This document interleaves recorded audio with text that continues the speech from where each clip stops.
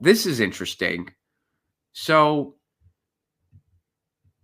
this was trending today. And apparently BlackRock is changing their tune. Let's check out this tweet first.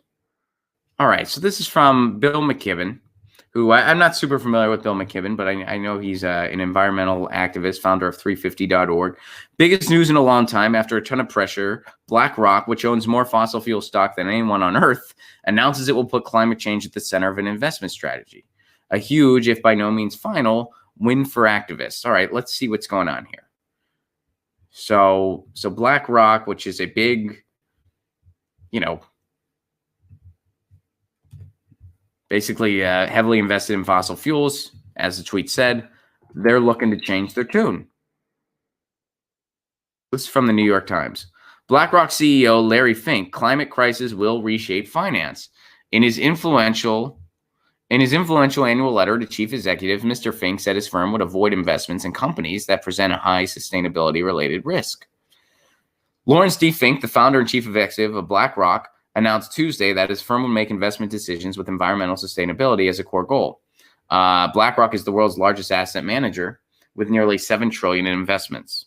Mr. Fink's annual letter to the chief executives of the world's largest companies is closely watched. And in the 2020 edition, he said that BlackRock will begin to exit certain investments that present a high sustainability-related risk, such as those in coal producers.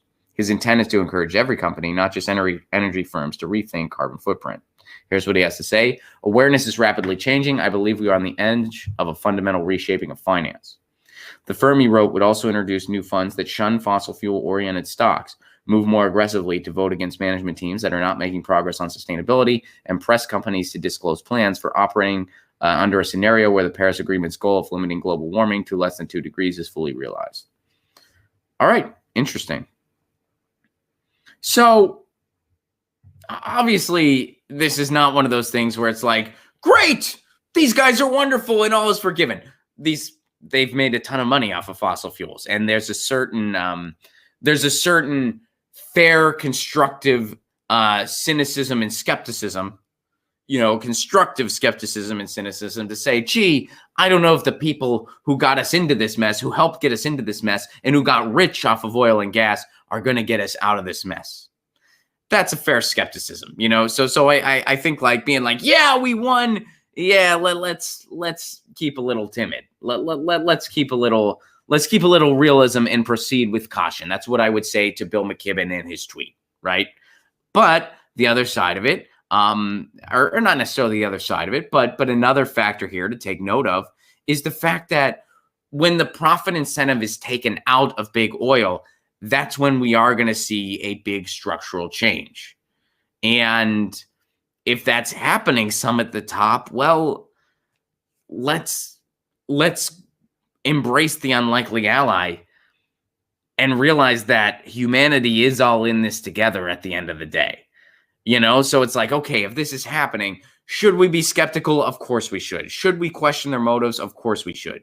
Should we be really quick to pat them on the back and be like, hey, you helped get us into this mess. You got rich off of oil and gas and you're still going to be rich, but at least you're getting away from it now. No, we shouldn't pat them on the back. We shouldn't applaud them. But we should also realize, hey, at the end of the day, humanity's all in this together. And if the profit incentives are drifting away from coal and oil and gas, that is a good thing. That needs to continue, that needs to be amplified, that needs to be maximized, because we need a real Green New Deal, and we needed it yesterday. And by the way, a Green New Deal is sustainable. It's like when I talk about municipal broadband and net neutrality. Speak the language of the businessman when it is necessary. A Green New Deal is an investment into the country. You can even call it a business investment if you want, because it is. It's an investment into a way of revolutionizing our energy. That's an investment for the future. And that's an investment in jobs. Lucy's so excited. She is going to try, it's crazy. I'm watching you're not going to believe this. She's trying to build a solar panel. It's the most adorable thing. You can't see it. My cat just jumped off my lap. She is trying to build a solar panel right now. Lucy, I don't think your mouse toys can make a solar panel. I know you're gluing them together. Good luck, though. That's awesome. Good for Lucy. She's doing her part. So there you go. BlackRock CEO, they're trying to get away from fossil fuels and subsidies. Let's not go kumbaya. They're a total ally now. Let's proceed with caution. Let's proceed with skepticism.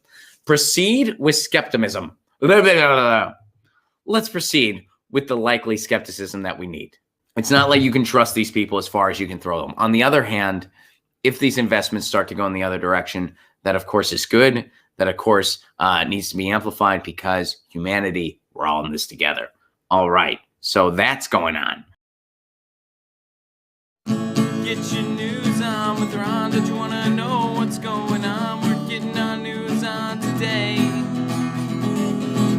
Get your news on with Ron. Don't you want to know what's going on? We're getting our news on today.